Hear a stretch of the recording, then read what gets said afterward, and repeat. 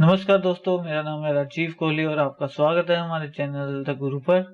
और आज इस ट्यूटोरियल में हम देखेंगे कि किस तरह आप पावर पॉइंट के अंदर एक फेक 3D एनिमेशन बना सकते हैं 2D शेप्स का इस्तेमाल करके। तो शुरू करने से पहले मैं आपको बता दूं कि ये ट्यूटोरियल मैं ऑलरेडी अपने द टीचर चैनल पर डाल चुका हूँ इंग्लिश लैंग्वेज में। तो अगर आप चाहें तो वो देख सकते हैं, इसका लिंक मैंने डिस्क्रिप्शन और कार्ड में दिया हुआ। और ये जो मैंने ट्यूटोरियल बनाया था ये इंस्पायर्ड था मूव शेप्स के एक वीडियो से। तो इस वीडियो का लिंक भी जो है, मूव शेप्स के वीडियो का भी लिंक जो है मैंने डिस्क्रिप्शन में दिया हुआ है। आप देख सकते हैं कि ये एनिमेशन उसने आफ्टर इफेक्ट्स में बनाया है और हमने सेम ही एनिमेशन जो है पावर पॉइंट में बनाने की कोशिश की है। तो इस ट्यूटोरियल में हम थोड़ा इसका डिज़ाइन समझेंगे और हम देखेंगे कि हमने किस तरह मूव ट्रांजिशन का इसके ऊपर इस्तेमाल किया है इस एनिमेशन को बनाने के लिए। तो सबसे पहले शुरू करने से पहले आप देख सकते हैं ये जो प्रेजेंटेशन है इसका भी लिंक जो है डाउनलोड का मैंने वीडियो की डिस्क्रिप्शन में दिया हुआ है। आप हमारे पेट्रोन के पेज पर जाकर डाउनलोड कर सकते हैं और अगर आप हमें सपोर्ट करना चाहें तो पेट्रोन की वेबसाइट पे आप हमें सपोर्ट भी कर सकते हैं।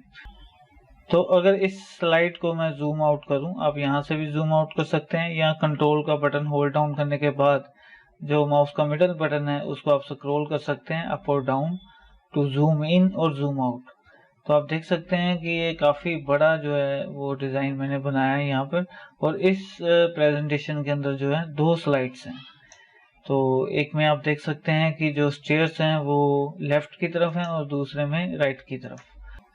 ये बहुत ही आसान सा एनिमेशन है क्योंकि इसमें कोई भी एनिमेशन इफेक्ट हमने इस्तेमाल नहीं किया है। अगर मैं एनिमेशन टैब में जाकर एनिमेशन पैन पे क्लिक करूं तो आप देख सकते हैं कि दोनों स्लाइड्स पर कोई भी एनिमेशन इफेक्ट जो है वो नहीं लगाया गया है। एनिमेशन की बजाय अगर आप ट्रांजिशन टैब में जाएं तो आप देख सकते हैं कि मॉर्फ ट्रांजिशन जो है वो हमने अप्लाई की हुई है दोनों ही स्लाइड्स के ऊपर। इस ट्यूटोरियल में हम यही देखेंगे कि किस तरह हम 2D शेप्स का इस्तेमाल करके एक fake 3D animation power point में बना सकते हैं। सबसे पहले मैं होम टैब में जाऊंगा और सिलेक्ट ड्रॉप डाउन बटन पे क्लिक करने के बाद सिलेक्शन पैन को ओपन करूंगा ताकि आप देख सकें भी कौन से ऑब्जेक्ट इस जो स्लाइड के ऊपर इस्तेमाल किए गए हैं। तो आप ये सारी लिस्ट देख सकते हैं सिलेक्शन पैन के अंदर और दोनों स्लाइड पर सेम ही ऑब्जेक्ट्स हैं। तो इस स्लाइड पर जितनी भी शेप्स हमने ड्रॉ की हैं उन सभी शेप्स को हमने नाम दिया है। इससे इजीली आप आइडेंटिफाई भी कर सकते हैं पर्टिकुलर शेप को। और सिलेक्शन पैन के थ्रू आप जो है शेप्स की पोजीशन का भी ध्यान रख सकते हैं कि कौन सी शेप आपको टॉप पे चाहिए, कौन सी पीछे की तरफ चाहिए। तो अगर आप किसी और की प्रेजेंटेशन खोलकर देख रहे हैं तो उसमें आप सिलेक्शन पैन जरूर ओपन कीजिए। तो जैसे ही इस स्लाइड के अंदर मैं किसी भी शेप या ऑब्जेक्ट को सिलेक्ट करता हूं तो आप सिलेक्शन पैन के थ्रू आपको तुरंत पता चल जाएगा कि वो कौन सा ऑब्जेक्ट है। तो इससे ऑब्जेक्ट की जो आइडेंटिफिकेशन है वो थोड़ी आसान हो जाती है। तो आइए शुरू करने से पहले मैं आपको इसका थोड़ा डिजाइन बता दूं भी ये मैंने कैसे ड्रॉ किया है, क्योंकि इसमें एनिमेशन इफेक्ट तो कोई इस्तेमाल हुआ नहीं है। तो इसमें सबसे ज्यादा मेन चीज जो सीखने वाली है वो यही है कि ये पूरा जो एनिमेशन है वो ड्रॉ कैसे किया गया है और कैसे ऑब्जेक्ट की जो पोजीशन उसका आपने ध्यान रखना है।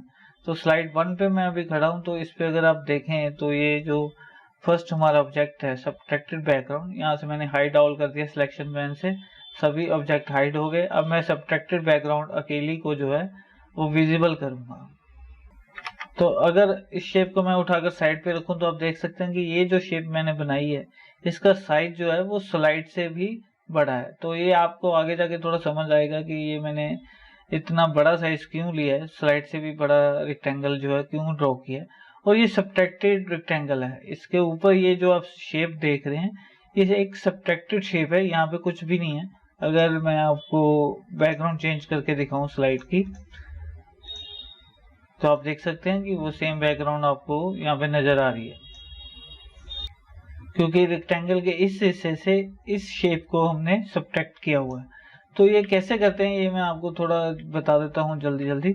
तो उसके लिए मैं एक नई स्लाइड ले लेता हूँ और इस पर मान लीजिए जैसे कि मैंने ये एक बड़ा सा रेक्टेंगल जो है वो ड्रॉ कर लिया। अब इसके ऊपर एक मैं शेप और ड्रॉ करता हूँ और वो मैं शेप लूंगा, वो होगी राउंडेड कॉर्नर रेक्टेंगल।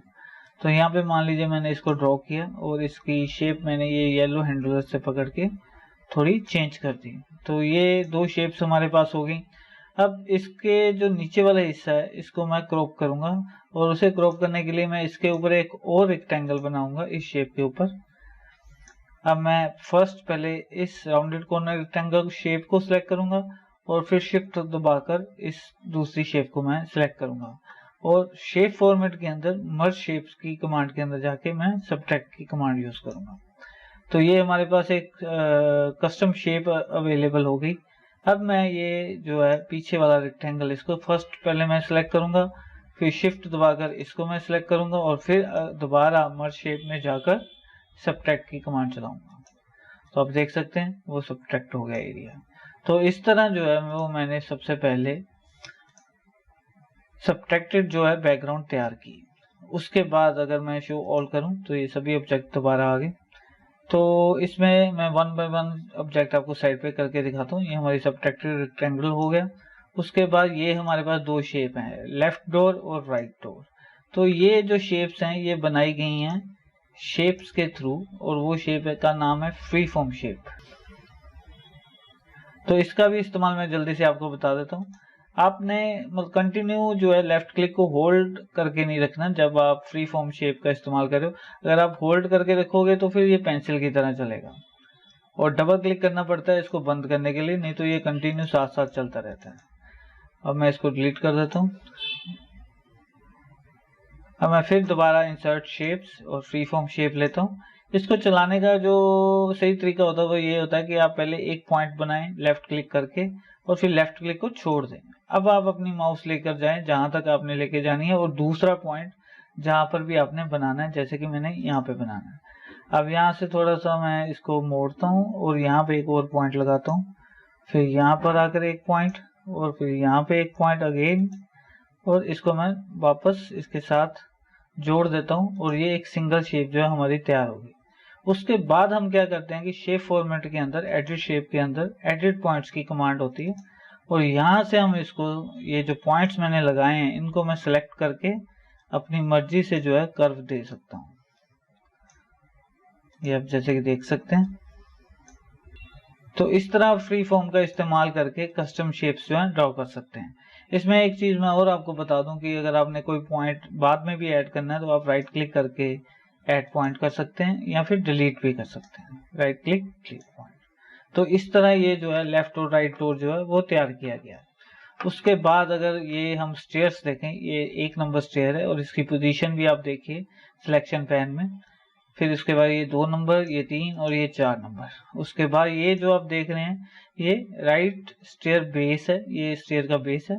और अगर मैं इन चारों स्टेयर्स को हाइड कर दूं तो आप ये जो लेफ्ट स्टेयर बेस है वो भी आपको नजर आना शुरू हो जाएगा, जो कि हमने छुपा रखा हुआ है इन स्टेयर्स के पीछे। तो इसलिए मैं आपसे कह रहा था कि सिलेक्शन पैन में आपको ऑब्जेक्ट की जो है पोजीशन का भी पता चलता है कि लेफ्ट स्टेयर बेस जो है वो इन स्टेयर्स के पीछे है। तो इसका मतलब ये होगा कि अगर मैं शो ऑल करूं तो वो लेफ्ट स्टेयर बेस जो है वो इनके पीछे होने के कारण वह छुप जाएगा।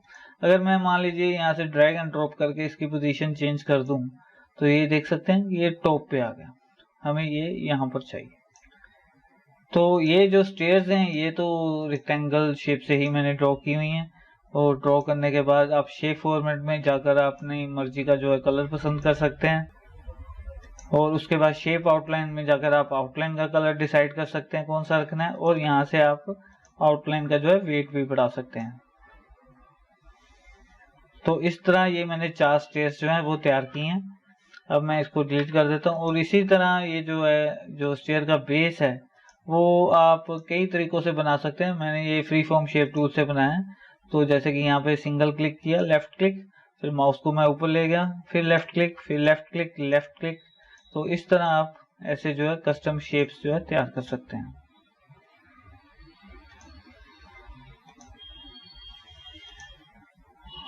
अब जैसे कि मैंने राइट स्टेयर बेस बना लिया है, अब मैं इसी को कॉपी पेस्ट कर लेता हूँ होम टैब में जाकर, और शेप फॉर्मेट में जाकर कॉपी पेस्ट करने के बाद रोटेट में जाकर मैं ऐसे कहूंगा फ्लिप हॉरिजॉन्टली। तो इससे हमारा लेफ्ट स्टेयर बेस भी जो है हमारे पास आ गया। तो अभी मैं इनको डिलीट कर देता हूँ जो मैंने कस्टम शेप खुद बनाई थी, और शो ऑल करते हैं। और इसकी जो पोजीशन है वापस वहीं पे रख देते हैं। तो आप ये देखिए किस तरह जो पोजीशन है वो ऑब्जेक्ट की हमने डिसाइड की हुई है इस प्रेजेंटेशन के अंदर। तो आपको दिखाई दे रहा होगा कि जो डोर्स हैं वो सब्ट्रैक्टेड रेक्टेंगल के पीछे की तरफ हैं, जबकि स्टेयर और स्टेयर बेस जो हैं वो ऊपर हैं। तो अभी मैं ये फर्स्ट पहले प्रेजेंटेशन क्लोज कर देता हूँ बिना सेव किए, और इसी प्रेजेंटेशन को मैं दोबारा खोलता हूँ ताकि जो भी मैंने मॉडिफिकेशन की थी वो रिमूव हो जाए। तो अभी मैं इस सिलेक्शन पैन को भी क्लोज कर दूंगा क्योंकि इसकी अभी अब हमें जरूरत नहीं है। ये सिर्फ आपको कंसेप्ट समझाना था डिजाइन का। तो अब अगर देखा जाए तो इस प्रेजेंटेशन में हमने कुछ भी खास नहीं किया है, सिर्फ हमें डिजाइन जो है वो तैयार करने में थोड़ा समय लगा। उसके बाद हमने फर्स्ट स्लाइड को ही राइट क्लिक कर डुप्लीकेट स्लाइड किया, और सेकंड स्लाइड पर हमने क्या किया कि सिर्फ और सिर्फ जो है ऑब्जेक्ट्स की जो है पोजीशन को चेंज की है। तो मैं इस सब्ट्रैक्टेड रेक्टेंगल को थोड़ा सा जो है लेफ्ट की तरफ करता हूँ, और अब ये जो डोर है इसकी हमें जरूरत नहीं है, मैं इसको छुपा देता हूँ यहाँ पे। और जो राइट डोर है उसकी हमें जरूरत है, तो वो हमें दिखाई नहीं दे रहा क्योंकि सब्ट्रैक्टेड रेक्टेंगल जो वो टॉप पे है। तो मैं सिलेक्शन पैन खोलता हूँ और राइट डोर को यहाँ से सिलेक्ट कर लेता हूँ, और शिफ्ट दबाकर अगर आप मूव करेंगे चीजों को तो बिल्कुल स्ट्रेट मूव होती हैं। तो इसको मैं यहाँ पे रख देता हूँ, और उसके बाद जो ये स्टेयर्स हैं इनकी मैं जो पोजीशन है वो चेंज कर देता हूँ। तो ये फर्स्ट स्टेयर्स मैं यहाँ पे रखूंगा, और ये सेकंड स्टेयर हो गई, और ये थर्ड स्टेयर को मैं यहाँ पे रखूंगा। जैसी भी पोजीशन आप रखना चाहें जिन भी ऑब्जेक्ट्स की, और इसको जो है वो मैं इसके पीछे छुपा दूंगा। और ये जो हमारा लेफ्ट स्टेयर बेस है इसकी पोजीशन को मैं इस तरफ कर दूंगा, और ये स्टेयर्स थोड़ी सी और मैं ठीक करता हूँ, ये यहाँ पे,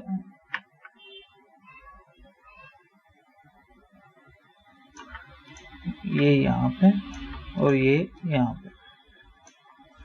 और अब आप मूव ट्रांजिशन इस पे लगाइए, और यहाँ से इसकी मूव ट्रांजिशन की जो है टाइमिंग सेट कीजिए कि आपने कितना फास्ट और स्लो ये चलाना है। जैसे कि 0.50 था, अभी मैंने 1.50 कर दिया। फर्स्ट स्लाइड पर भी कर देता हूँ ये सेम ही 1.50। और अब आप देखेंगे जब ये फर्स्ट से सेकंड स्लाइड की तरफ जाएगा तो सिर्फ और सिर्फ ये जो हमने शेप्स ड्रॉ की हुई हैं इनकी पोजीशन चेंज होगी, और जब मूव ट्रांजिशन के थ्रू ऑब्जेक्ट या शेप्स की जो पोजीशन चेंज होती है तो वो एक एनिमेशन के रूप में होती है, तो वो देखने में जो है बहुत ही अच्छा लगता है। तो आइए देखते हैं इसका स्लाइड शो।